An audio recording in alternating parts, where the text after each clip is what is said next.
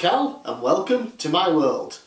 So, since I've been on a hiatus for the majority of the year, I thought I would come back first with a pickups video showing off all my gaming purchases during my hiatus. And also, tomorrow I will upload the non-gaming pickups video from all the stuff that I bought, books and DVDs and Blu-rays and things like that during my hiatus that aren't video game related. Anyway, let's just get started then with games that I've acquired during my long hiatus. Firstly, start with this. I got for my birthday, my parents put my birthday money, what they were going to give me, spend on me, towards this, and then I was to save up and just pay the rest. Got it on, financing thing where you buy now, pay next year. It is, of course, the Nintendo Switch. Oh, absolutely loving this machine. Got Mario Kart 8 in there. Absolutely fantastic. Sometimes obviously they came out with it. I wanted one, but I couldn't afford one at the time. So it was nice of my parents to do that for me. Let me basically save up for a year to pay for it, and then put some money towards it. So absolutely loving this. Got, of course, a nice little carry case for it. But of course, just having the Switch is useless without games. So the games I got with it was L.A. Noire, obviously by Rockstar, the makers of Grand Theft Auto, Red Dead Redemption 2 at the moment.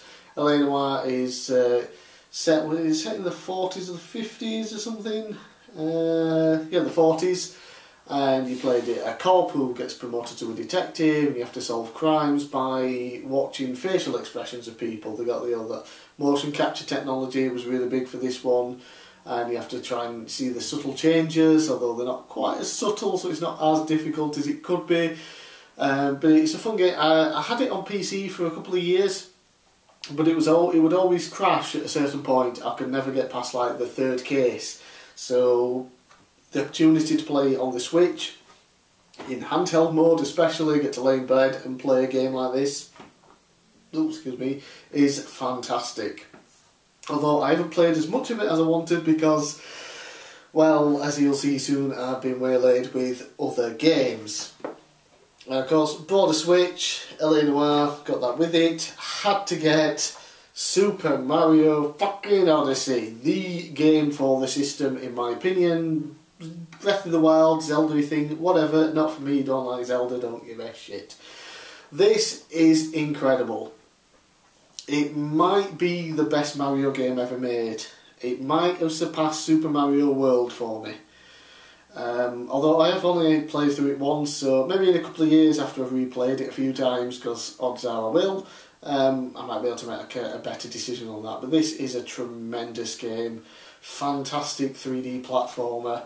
You know, it kind of has the other Mario 64, Mario Sunshine style with the big opening worlds, but then it doesn't. There isn't so much those specific tasks. You know, you might have one or two where you have to follow a path sort of thing for the story to get specific moons, but it's not like you go into the level. It's like, okay, get this star or get that shine.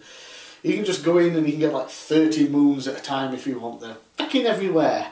You know, you might have a dog on a beach and you follow him and he'll sniff and find one in the sand for you, or you ground pound a certain place and you find one, you talk to someone and they'll just give you a moon. You have a specific outfit on and someone will give you it. You climb a certain building, there's one.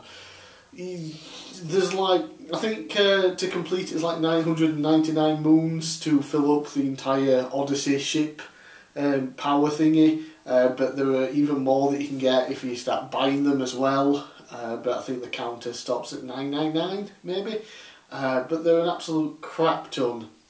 I haven't finished it in terms of collecting all of them, but I do have a ton. I've finished the main story, done a lot of the, once you finish the main story you then get access to even more moons, and I've done a bunch of those. And it is incredible. When I recorded the game footage of this, because I was playing it mostly in handheld mode, it's just so much better that way. It saved me messing about with the TV and that, and it was just much more comfortable to lay in bed in handheld mode. So when I finally got round to recording the game footage, I ended up finding another moon in one of the levels, just because there were that many, and you just keep finding them all over the place. And what a good game. Please, Nintendo, release some DLC content for this. And I don't mean release some new outfits. That's boring. I mean, it's nice that you're doing it, but release some more content, please. Another level or two would be great, please. Or, better yet, a sequel. And then for my birthday, my friends, because most of us are 30, between last year and this year, we decided that, okay, the group of friends will all pitch in a certain amount of money, bundle it all together and get something really good. So my friends got me a bunch of things, got me some books I was after, and of course a Switch game. And while I did hint at a specific Switch game, they got me something different, but I can completely understand why, and I'm definitely very happy with it. They got me Mario Kart 8 Deluxe. The reason is, a couple of them already had the Switch, had this game, and obviously we could all play it together online, which we never actually got around to do. We've only really played it multiplayer in the same room. But anyway, fantastic game. I had the original Mario Kart 8 on the Wii U. I was one of those people that had a Wii U. Yes, we exist. There were like 12, 13 million of us. But yeah, I love that game. Sank in tons of hours into it and put in just as many on the Switch version. It's nice that everything's included in this, so I don't have to pay for the DLC twice. So great job, Nintendo. And of course, battle arenas are in this game, which is fantastic, because trying to do battle mode on the Wii U version where you're just doing a normal track was terrible. So the online was fun for what I played of it, because I haven't paid for the online service yet, because not that bothered at the moment. But there's Mario Kart 8 Deluxe, fantastic, and the greatest Mario Kart game of all time. Right, next is the game that I did hint to my friends about. I'm a big fan of the Dragon Quest series. Trust me, we'll see more of that in this video. When I got the Switch, I had just the 2 games at the time, because I got the Switch a few weeks before my birthday. So early birthday present. So I just had the 2 games, LA Noire, Super Mario Odyssey, and as fun as they were to play, I went through the list of demos that you could download on the shop, just to see what else was out there. One was Dragon Quest Builders. I don't like Minecraft. I don't give a shit about Minecraft. It bores me. Mainly because there's just nothing, there's no reason to Minecraft. The core game of Minecraft, you just build for no reason. And for some people that's incredibly fun. For me, kind of boring. Dragon Quest, on the other hand, created Dragon Quest Builders, where they give you a reason, a full-on story reason to build, and different levels. You got your story. You're the legendary builder, the only person who can remember how to build anything. And you have to basically start by building bloody fly or dust or something. You have to basically build a little city for people, and it'll start attracting people. They'll come and it's like, oh my god, you can build things. Hey, you think you could try building this? And you have to try and figure out how to build it. You go and collect materials and that. You get new recipes and things for building. I suppose schematics rather than recipes. And it's just such a fun game. You've got obviously fighting in it because it's Dragon Quest. But it's very simplified. You just craft a melee weapon basically to hit things with. It's really, really fun. And oh my god, I played this a crap ton. I basically forgot Super Mario Odyssey existed when I got this. Very, very addictive game. Cannot wait for the sequel that is coming out next year.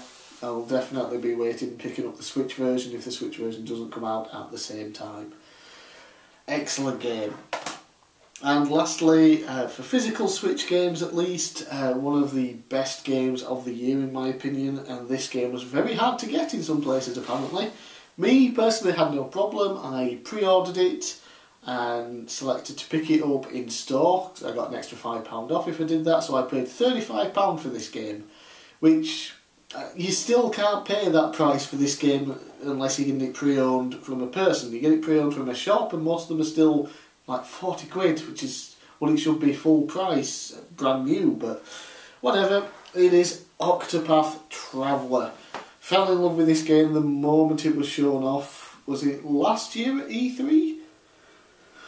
I think it was E3 last year. They showed it off, and then they released like a 3-hour time demo, which basically let you play as 2 characters. Basically, the premise is there's 8 different characters. You play as them all, and they all have their own, big story mode, and it is fantastic. It's got these amazing 2D HD visuals, is what they're referring to them. It looks amazing. Everything kind of looks like a miniature village style. Just looks so good, sounds so good, plays amazing. It's classic turn-based JRPG stuff, but there's still plenty of depth within the combat. You've got the enemies where they have like armour and you have to break it, but it can only be done via either certain weapons, so it might take an axe, or a certain element attack. And at first you won't know what they are until you hit them with it and discover it. One of the characters can use an attack to find out what it is. Some of them then end up with multiple ones, and you might have to hit them 6 or 7 times first to break them. Then they get stunned, and you can just maul them with different attacks, and it's fantastic.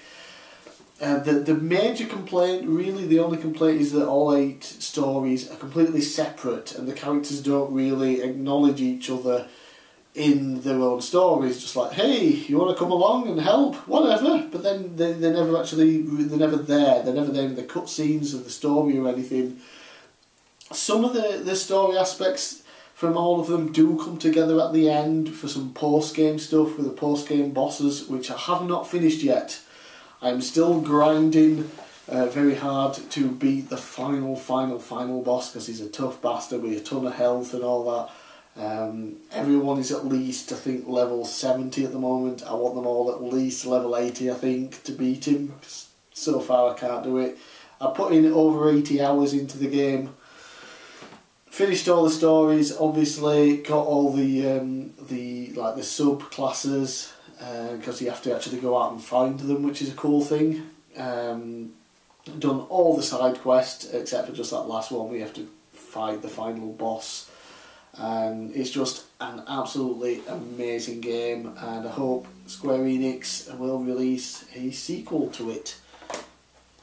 So that's it for physical Switch games. I do have some digital ones, but I'll do any digital pickups that I think are worth mentioning at the end. Let's move on to some more Nintendo handheld, but specifically handheld. We've got some Game Boy Advance games. We have X-Men Reign of Apocalypse. This is just a really fun 2D side-scrolling beat-em-up. Basically, kind of like, when you... what am I trying to say? Back in the day, basically sort of 8-bit, 16-bit, whenever you got TV, movie, license games like that, they either were really bad LGN games, or they were super fun 2D brawlers, side-scrolling, beat-em-ups. And this is just one of those. Get to choose between all the different... I think there's 4 characters you can choose between. They've all got their own special abilities and things, and you go through the game as each of them, and I'm assuming there's a different ending for them all. I don't know, haven't made it quite to the end with any of them yet, but really fun. Next is Konami Crazy Racers, and this is kind of like a Mario Kart Super Circuit on the Game Boy Advance, but with Konami characters, and it's really good, definitely worth playing. Pick it up. Then we have some original Game Boy. I've got Reservoir Rat. I think this was called something completely different out of the UK, but it is what it is. It's very weird. It's kind of like a 2D puzzle action platformer thingamabobajig. Don't really know how to describe it. It's an odd game, but it seems decent enough, and it was dirt cheap.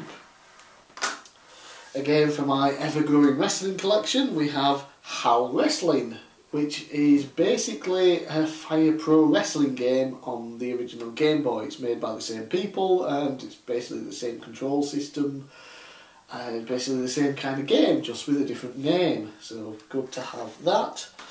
And lastly, we have a Game Boy Color reproduction cartridge.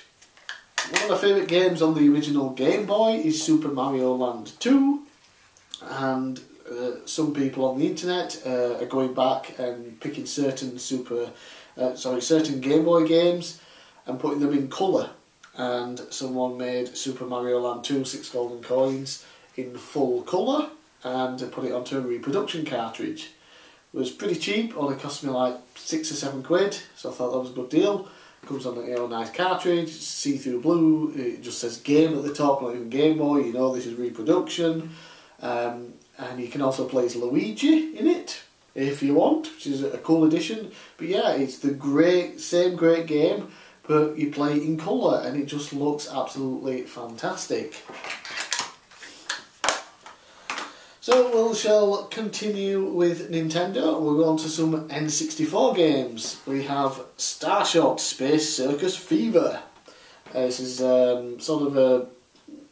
I wouldn't know if it's underrated, I haven't played enough of it, but it's kind of a forgotten 3D platformer for the N64. People obviously think 3D platformers, N64, you got your Mario, your Banjos, your Conkers, Donkey Kongs, things like that, and this is just yet another one. Made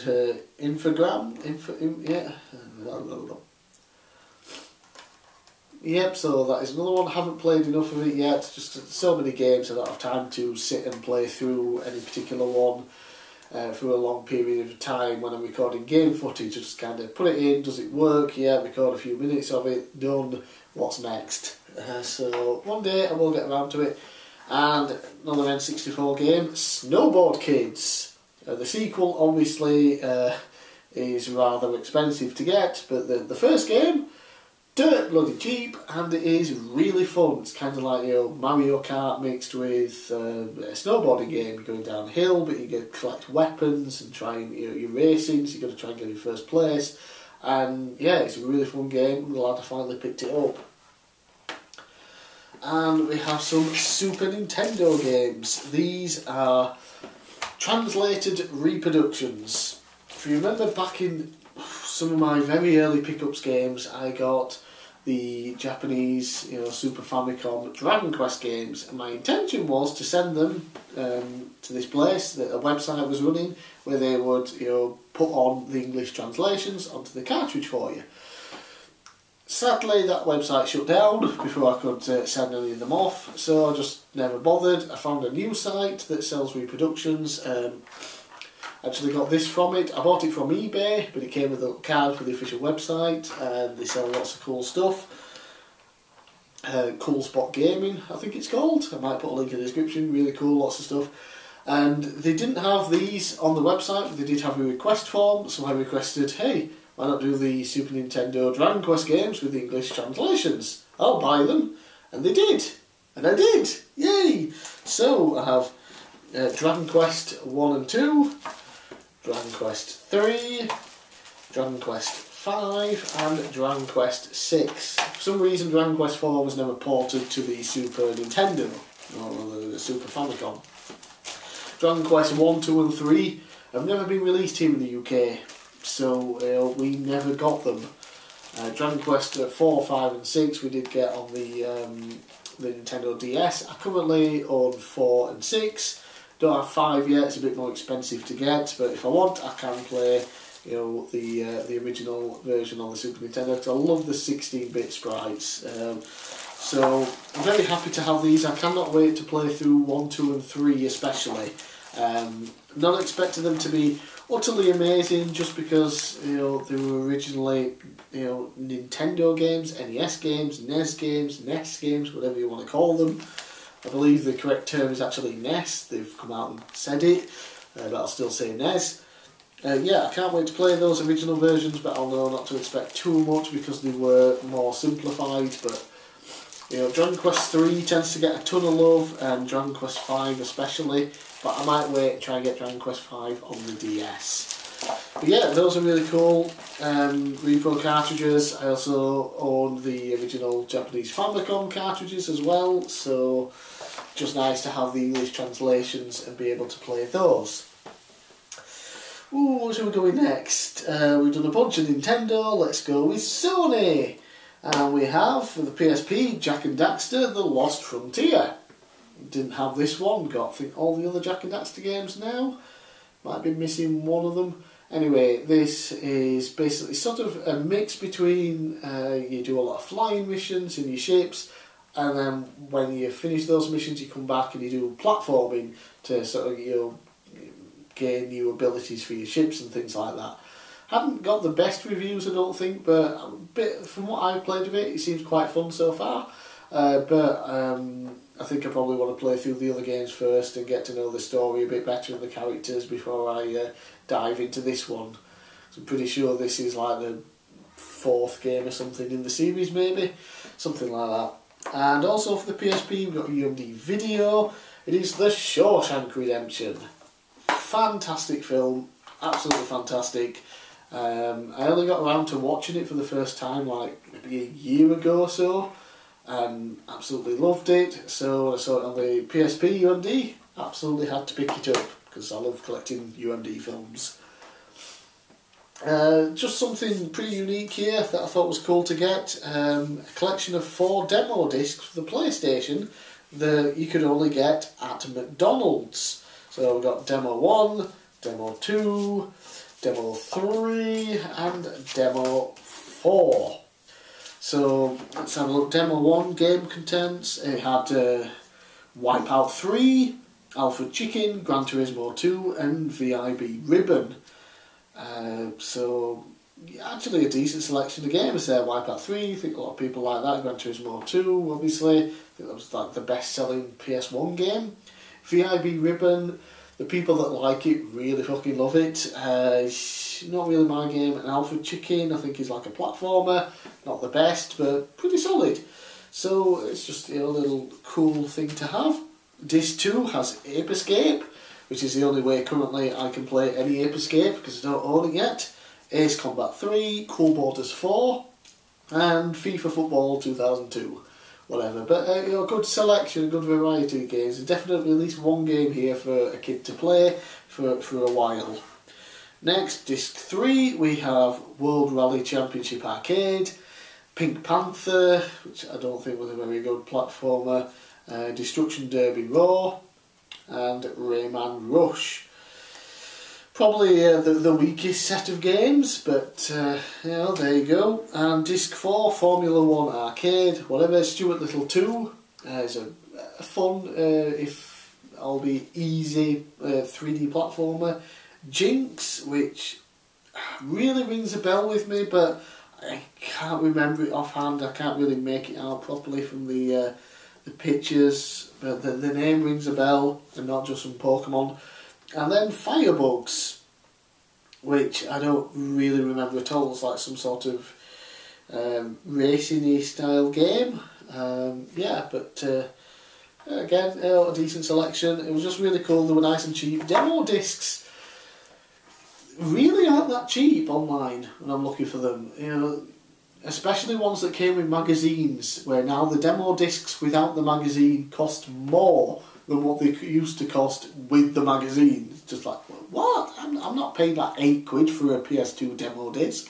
I could probably buy all the games that's on the demo disc for that price, but I would like to start collecting demo discs. It's just a really cool thing to have.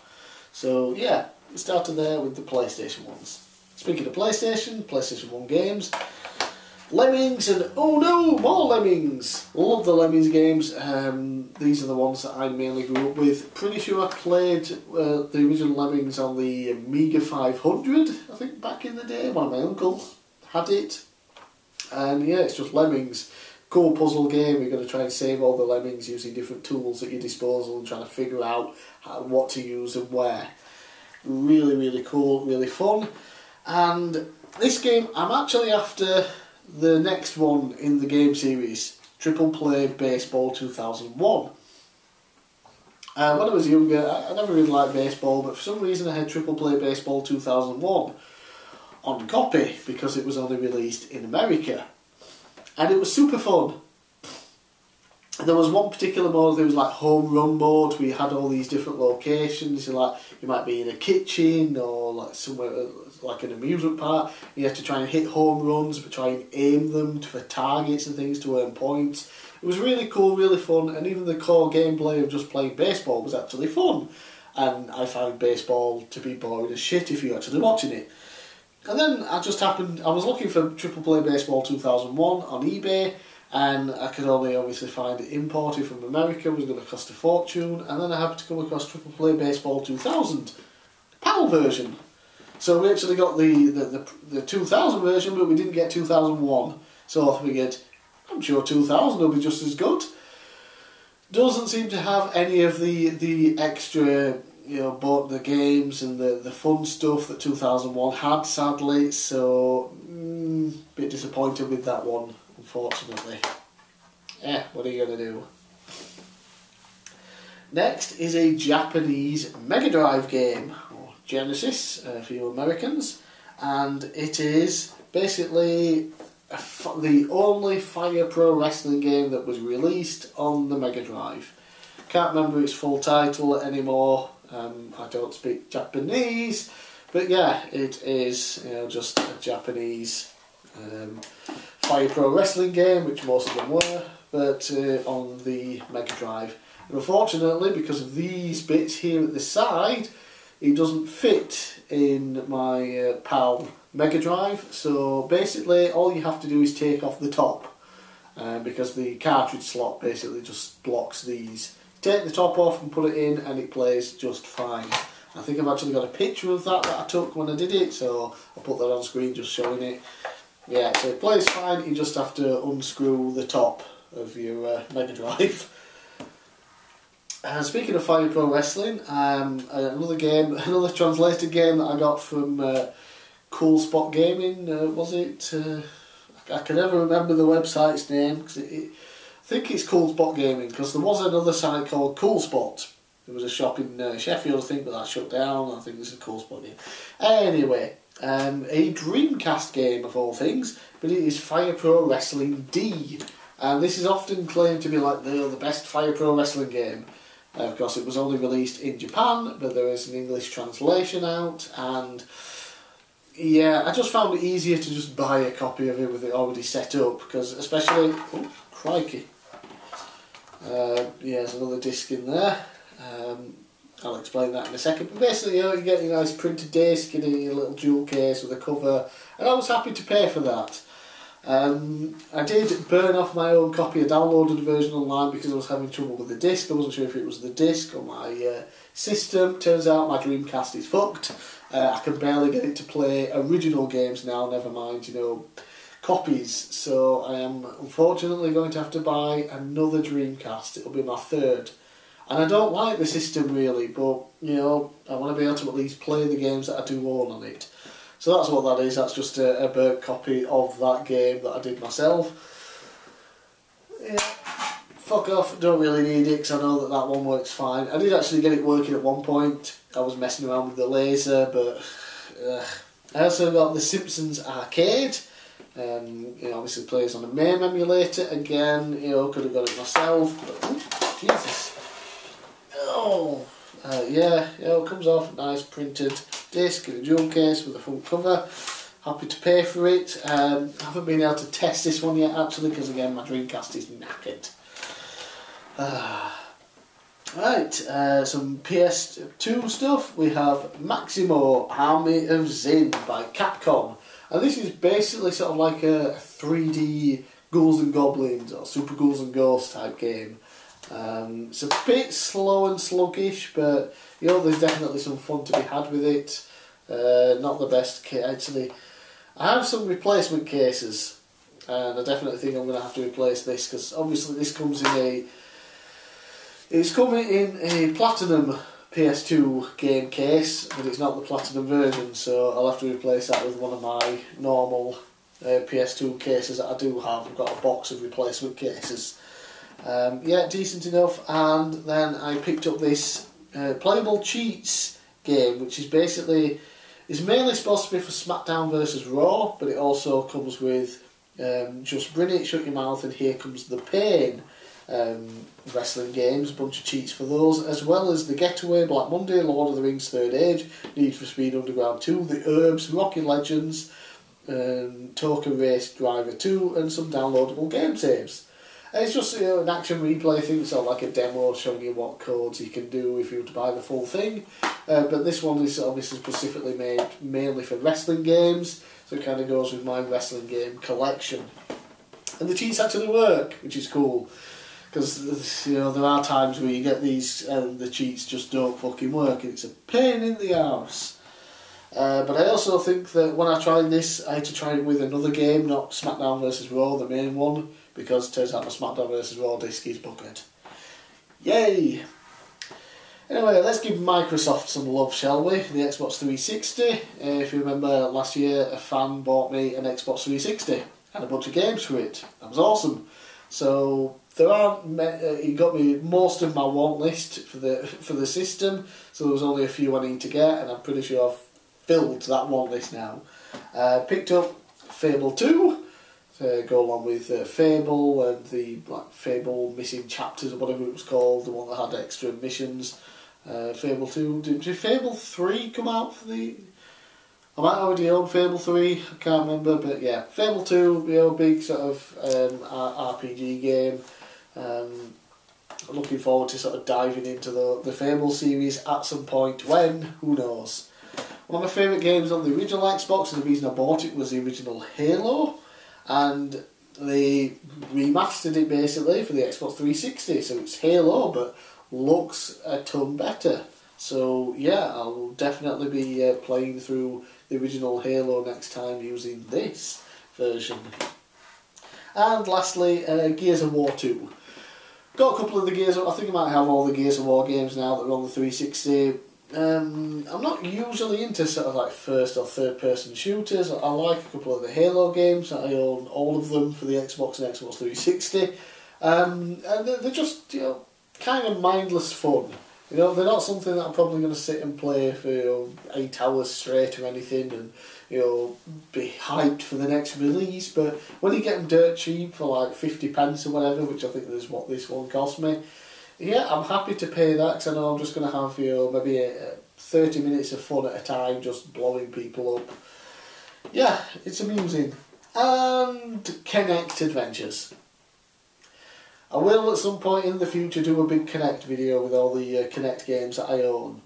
Until then, I haven't even tested this because set the Kinect up, I would have to bring all the stuff downstairs, down here, use the TV here, move the couch so we've got enough space because you need like a football field of room between you and the fucking console to even play it. So yeah, haven't tested that yet. I'm sure it's fine. If not, it only cost me like 25 pence. I'm sure I can buy another bloody copy. Okay, let's get back to Nintendo because I love me some Nintendo. Got some more handheld, some DS and 3DS. We got Pokemon Crystal. They released it on the 3DS Virtual Console, but like they did with Gold and Silver, they also released a physical box to look like the original copy, and then you just get a code inside that you use. So I have all three of them in those cool little collector's boxes to go on my shelf. Original DS, we got Teenage Mutant Ninja Turtles 3 Mutant Nightmare. This is just a fantastic, fun, side-scrolling beat-em-up basically. Kind of like a more modern Turtles in Time. Not as good, but really fun. A bit disappointed because the console versions of this has Turtles in Time as an unlockable. I think it's more like the version that was released on the PSN and Xbox 360 stores, which has since been removed, where there's been some changes, especially to like music and things like that. But I wanted to play it and I thought, hey, it'd be cool to have on the DS. DS version doesn't fucking have it, does it? So, yeah, a bit disappointed in that, but I do have Turtles in Time for the Super Nintendo anyway, but I just thought it would have been nice on a handheld. But this actual game is really fun. I played through most of it with all the characters. I think I'm maybe just going to complete it with one more character and I've been through it with everyone. It was really fun and really addictive. And more DS games, we have Dragon Quest Monsters Joker and Dragon Quest Monsters Joker 2. Love the Dragon Quest Monsters spin-off series. It's kind of like a Pokemon style game. You collect monsters, you level them up during battle, but instead of them evolving into better forms, you breed them. Depending on which two monsters you breed together, as long as one's male and one's female, you breed them and they create a whole new monster. And then they start off at level 1, but they level up quicker and they're more powerful from the get-go. They'll retain certain attacks and things like that from its parents, basically. And that's how you go about the game. And then obviously as you get more, you get like different ranked monsters. So you might start as G rank that you start off with, but when you breed two together, they might become an E rank, etc, etc. And then you got weird, interesting stories. So happy to pick these up, got them nice and cheap as well. I always regret not buying them brand new in Argos. I think my very first pickups video, I got Dragon Quest 6 and 9 for the DS, because they were brand new, dirt cheap in Argos. They were like £7 and £9 each. And I don't even think they were that much, might have been like 6 and 8. And it's like, yeah, for that price, brand new, damn right I'm picking them up, especially for what they go for now. And they also have the Dragon Quest Monsters Joker games for roughly the same price. And I passed on them because I thought they're spin-offs, not really sure what they are, not sure if I like the Dragon Quest series.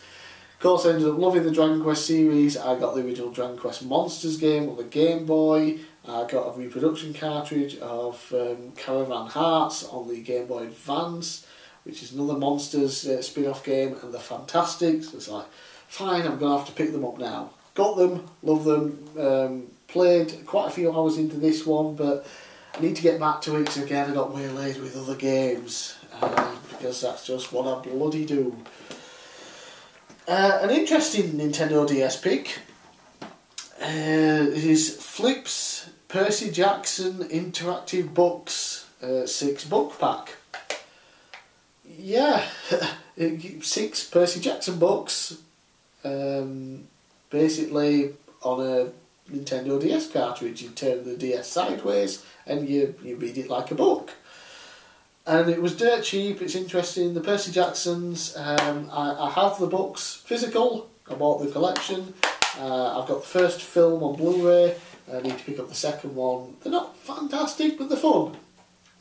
And when I saw the books on a DS cartridge and for cheap, I thought, yeah, why not? That's just a cool item to add to the collection. Now for some more 3DS games. We just recently got a trailer for the live action film that they're doing based off this game, and that is Detective Pikachu. It shows you how long I've been on hiatus, because I bought this on release, which I think came out in February of this year. And yeah, this is a really fun game. Easy as hell, but really fun. Interesting story. Talking Pikachu is cool, and I can't wait for the film. It actually looks really good. I'm just a bit disappointed that they're essentially doing the same story as the game, because the game ended on a cliffhanger, and I was hoping maybe the film would be a sequel, but then at the same time I'm not sure how well this actually sold. A lot of people, when they saw the trailer release, I don't think even realised it was based on a game. So yeah, I don't think a lot of people sadly played the game, so I understand why the film isn't a sequel, but rather a retelling of this story. So really fun game, especially if you can probably get it cheap now. Yeah, worth picking up. And lastly, for the DS, I was happy to get this because it got released on Nintendo Selects, so it was dirt cheap. Luigi's Mansion 2! Love the first one on GameCube, finally bought that. That will have been in about February at the last retro gaming market. I did a video on that when I was still technically on hiatus, just afterwards. But yeah, finally got the sequel. Is it Dark Moon? It's Luigi's Mansion 2. I think he's got a subtitle, but it doesn't seem to display it anywhere here. But anyway, it's a bit different than the first one. You've got 5 different mansions, and they're more set in levels rather than exploration, which watched a fantastic video from one of my favourite YouTubers, Nitro Rad. He mainly does 3D platformers, but he also does like horror games and things like that, and he's really good at analysing the game design And one of the things with Luigi's Mansion 2 is that while, yeah, it's more, 30-minute chunks, of like, linear stories rather than being able to go around all the mansions at any time and just look around and explore. The reason for that basically is because it was designed for a handheld. You just pop it up and you can play 30 minutes, maybe you're travelling somewhere, and you can you got a sense of achievement by finishing something in that time. And it's just like, blew my mind. It's like, well, yeah, how did I not see that myself? So you definitely check out Nitro Rad stuff. But yeah, really good, really fun game. I need to get back into it. I'm on like the third mansion, like the end boss of the third mansion. I need to beat it, and then I can continue on with the game. Okay, we're on to the last pile here. We've got some original Nintendo games. I grew up originally with the NES. It was the first console I had, and I was a big fan of it. I picked one up obviously when I first started getting into retro gaming. I got the Super Nintendo first, but then I got the NES, and I got a handful of titles, but I've always neglected my NES collection, and I hate that. And rather recently, I finally got around to fixing my NES. Obviously, with the NES being so old, one of the main things people do to give it a longer lasting life is replace the pin connector. Basically, where the cartridge slots in, it clamps onto a pin connector that reads the motherboard, whatever the board in the game, and then that obviously then connects to the main board of the Nintendo and lets you play things. Now, if it's dirty and bent and things like that, it won't work as well. You can buy replacements online.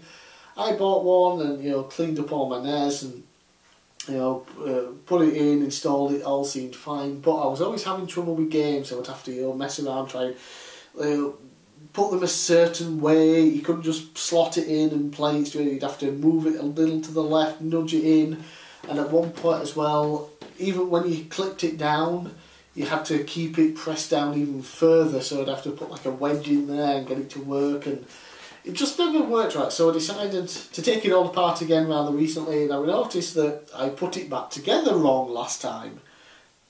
So I fixed it all up, put it back together properly, and as soon as you put the cartridge in, clip it down, games just work. It's like, wow. Actually, Monster in My Pocket, or Monsters in My Pocket, can't remember.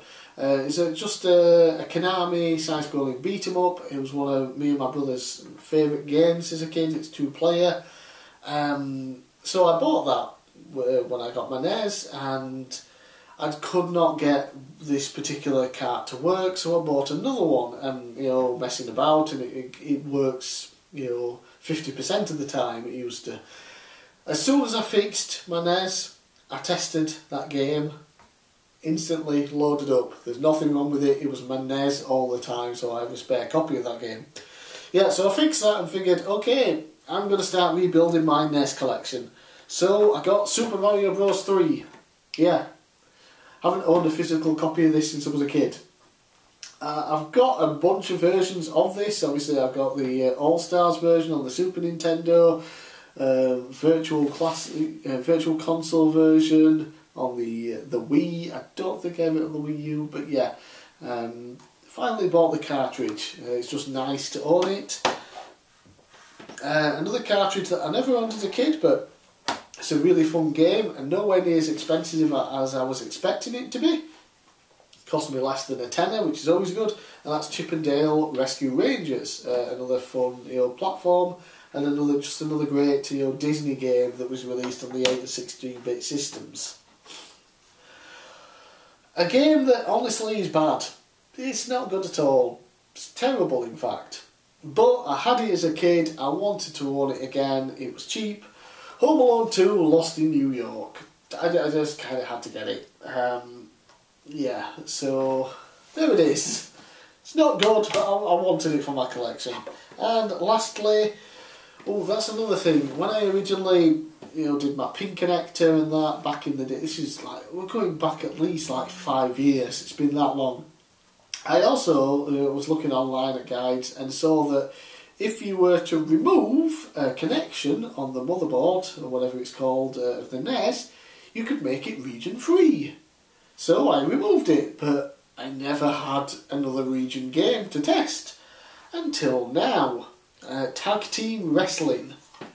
A wrestling game, obviously, mainly based around tag teams, and this was never released in Europe. So I have the USA version here, and it works perfectly fine.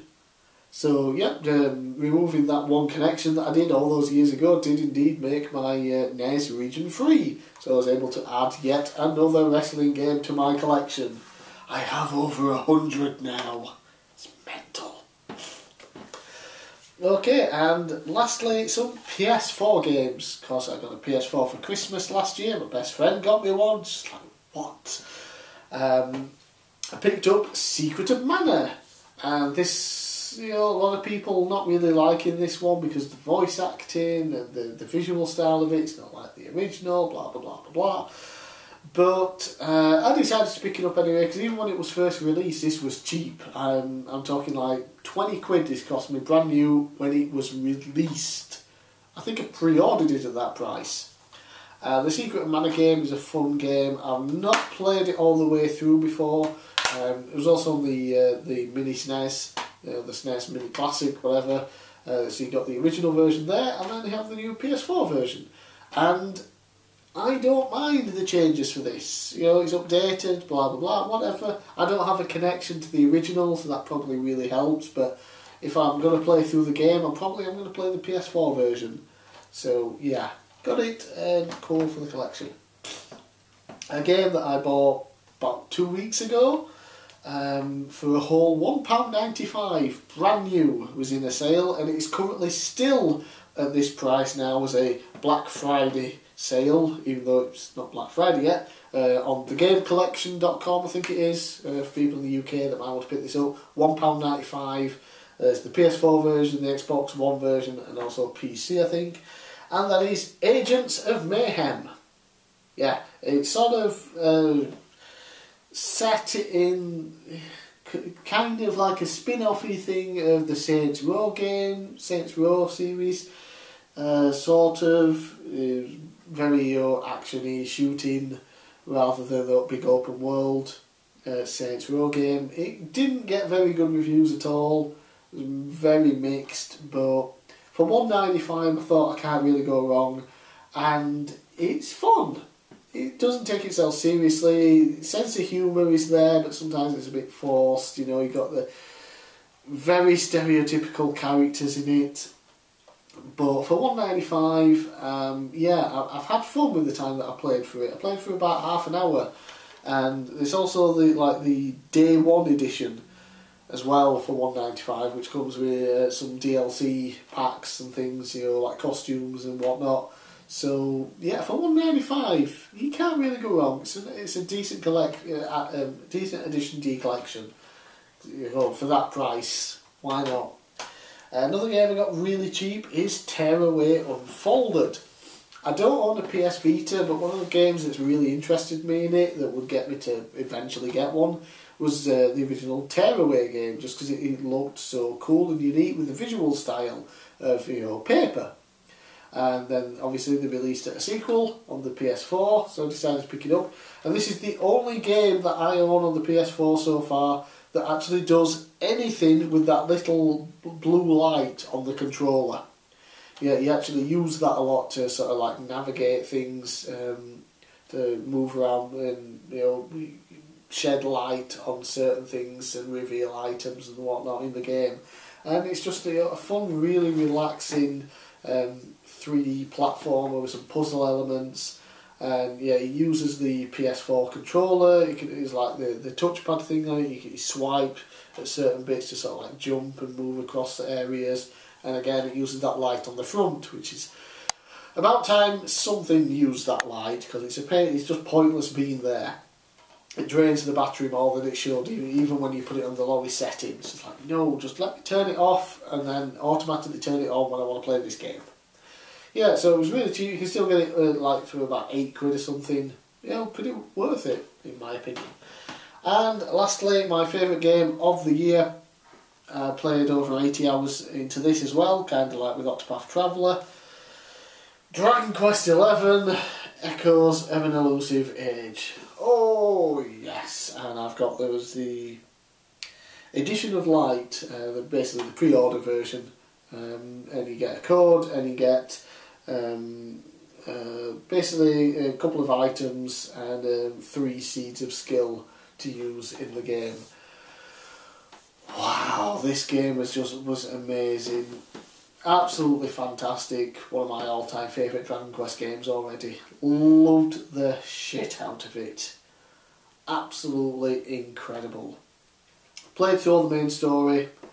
Played through all the post-game stuff. And the post-game story is really cool as well. I really enjoyed it. There was another like 30 hours of content there. Just really fun. The post-game stuff is almost like a what-if story as well. It's really, really cool.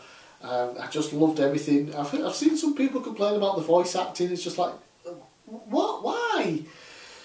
The Dragon Quest games, the ones that don't have voice acting, they have all, different, especially, I don't know what it's like for other locations, but here in the UK you got a lot of like regional UK accents. You've got like a posh, Londoner sort of accent, you got a Yorkshire accent, you got a Scottish accent, then you have a couple of different European ones like French and Italian, and they're always written so cheesy as well. So when the voice acting is in, and the voice acting matches what I always imagined it would sound like anyway when I was reading all the text in the previous game. So for me it was perfect. I loved it.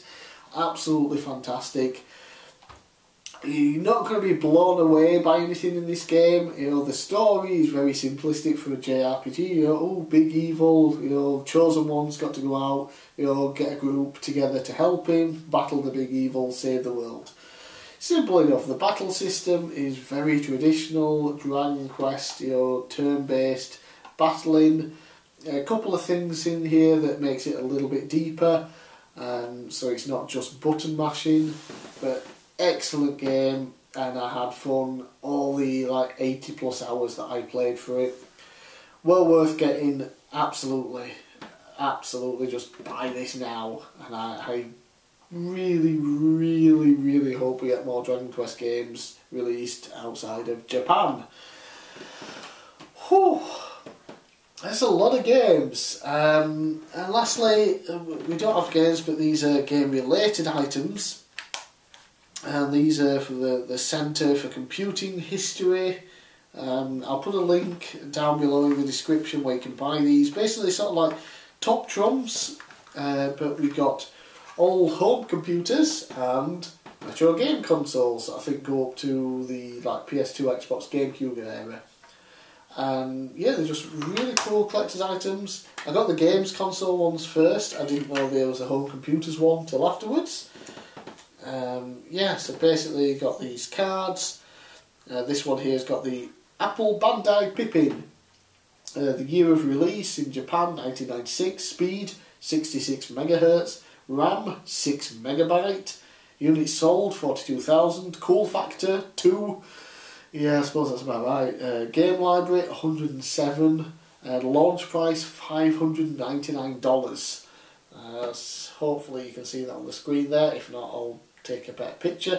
But yeah, they've got them, we've got the Atari Pong here, ColecoVision, blah blah blah blah, the NES, Master System, Sega Mega Drive, the CDI, Panasonic 3DO, the Jaguar, the PlayStation, the Dreamcast, the Bandai WonderSwan, the Vectrix, so they've got tons of them, that some of them you may not have heard of. The Fairchild Channel F.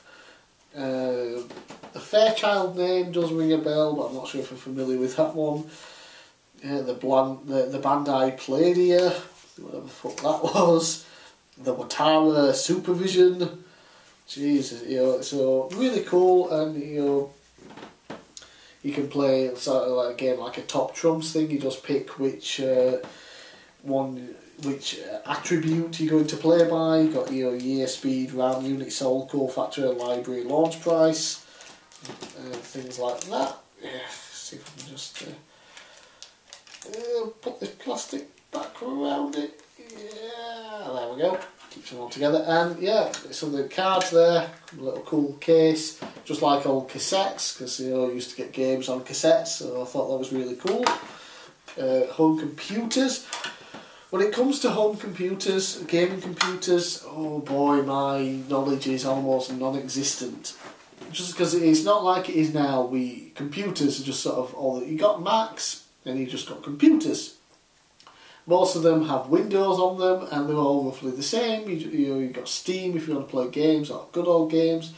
You know, there's no real difference. You know, you just got better specs in them. Home computers back in the day were just like they're owning different consoles. You know, you had completely different games, completely different, you know, media to play with them, and it was just all confusing to me. So these are really cool because I don't know most of them. You know, you got the Acorn A3000. You know, the Amstrad CPC 464, the Amstrad CPC 6128, the Apple II, Atari 400, BBC Micro Model B, the Commodore 64. Know of that one because you know that's a bit more famous, but I never played one. The Commodore Amiga 500. This one, you know, is one of the computers that I did actually play as a kid. I think two of my uncles had one. So I remember playing, you know, Lemmings, as I mentioned earlier, Theme Park, Cannon Fodder, and a couple of other games on that. But there's just so many different versions. Dragon 32, the fuck's that? Dragon 32? Crazy, just so many different ones, and the specs of them are quite hilarious. And then the very last one, Raspberry Pi Prototype. Just a tiny little motherboard is more powerful than like all of these here combined. So really cool to go through history. And yeah, for someone like me, the game consoles, know most of them, but the home computers know nothing about. So really cool to sit and read through them all. Be amazed at how low the specs were back then, but they could still do so much. And that's it for physical things. So just lastly, some digital games. I bought way more digital games than this, especially PC, because I'm constantly buying bundles and things like that, so just sort of ignore PC game releases with these pickup videos. But these are more console digital releases. On the Switch, I got Game Dev Story. This was originally a mobile game, and then there have been a number of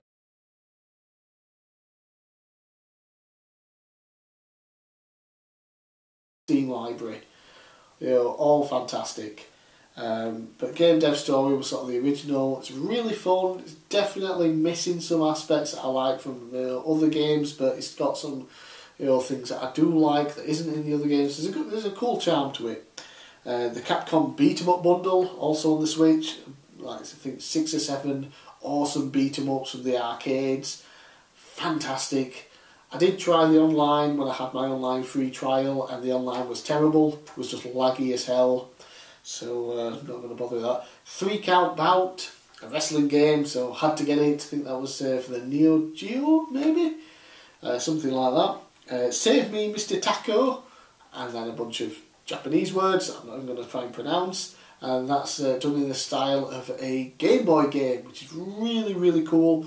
It kind of plays a bit sort of mix between a Mario and a Kirby game, which is really fun. Plays a little octopus, you get hats with different weapons, different abilities. Yeah, really enjoying that, and there's a lot of cool features on it as well that kind of make it like you're playing it on a Super Game Boy.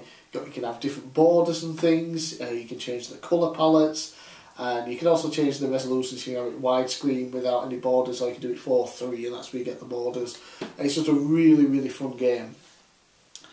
Bloodstained Curse of the Moon, also on the Switch.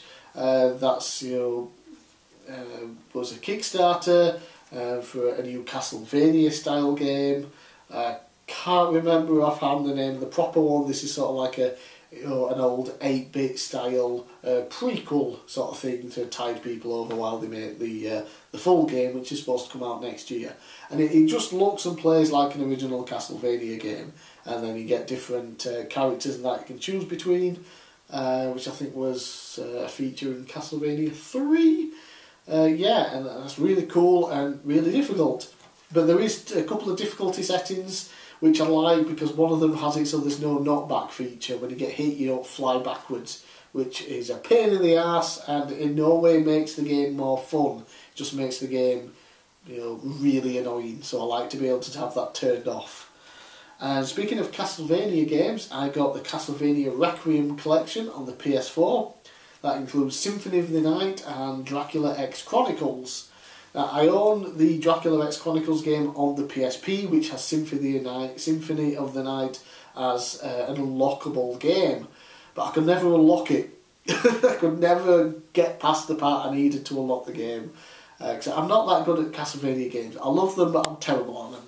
But yeah, it's nice to have them on the PS4, and they were pretty cheap, all things considering. And you know, I've never played Symphony of the Night.